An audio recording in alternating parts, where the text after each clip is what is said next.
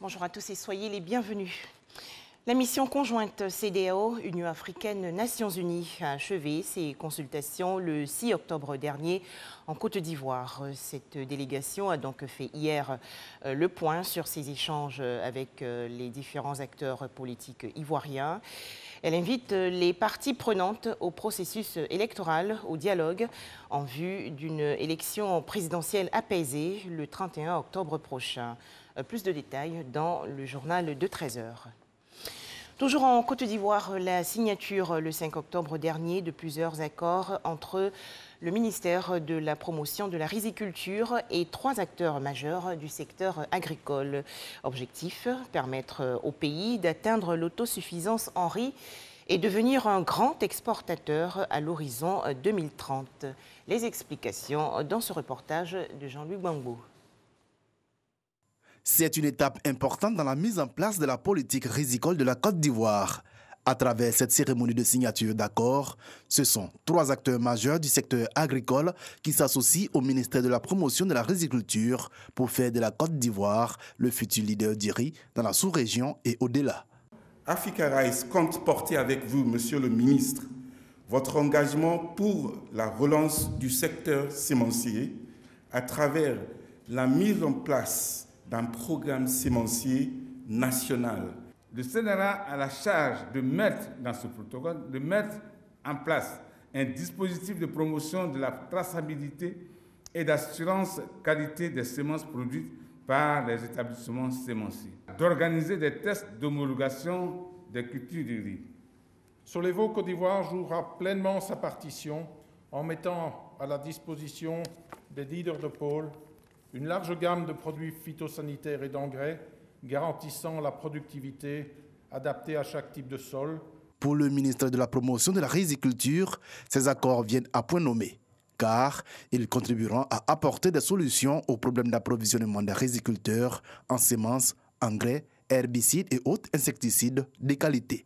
Les besoins en engrais qui se chiffreront à plus de 60 milliards de francs CFA seront satisfaits à 100% grâce aux accords signés. Les consommations en herbicides et insecticides estimées à plus de 31 milliards de francs CFA seront couvertes à 100%. Je suis convaincu que dans quelques années, les Ivoiriens ne mangeront que du riz local. En Côte d'Ivoire, la consommation de riz est estimée à 109 kg par personne par an. Le pays en importe 1 million de tonnes par an pour un montant estimé à 250 milliards de francs CFA. En mars dernier, le gouvernement a adopté la stratégie nationale de développement de la riziculture 2020-2030. Son objectif, atteindre l'autosuffisance en riz de bonne qualité avant 2025 et faire du pays un exportateur de cette denrée à l'horizon 2030.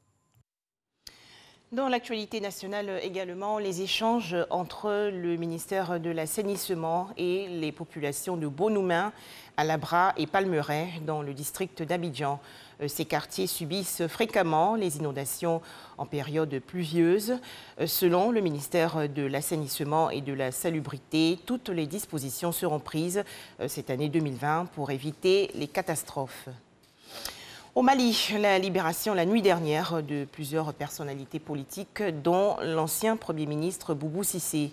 Elles avaient été emprisonnées au lendemain du coup d'État militaire, mais la junte a demandé à ces personnalités de rester à la disposition de la justice malienne. L'actualité aux États-Unis, c'est bien sûr le débat hier entre le vice-président Mike Pence et Kamala Harris, celle qui pourrait lui succéder. Kamala Harris a tranché avec le ton tenu 8 jours plus tôt entre le président américain Donald Trump et son grand rival Joe Biden. Pour terminer, direction le Mexique. Dans le cadre du prix Bayeux des correspondants de guerre, une stèle a été dévoilée aujourd'hui en hommage aux journalistes tués dans le monde au cours de cette année 2020.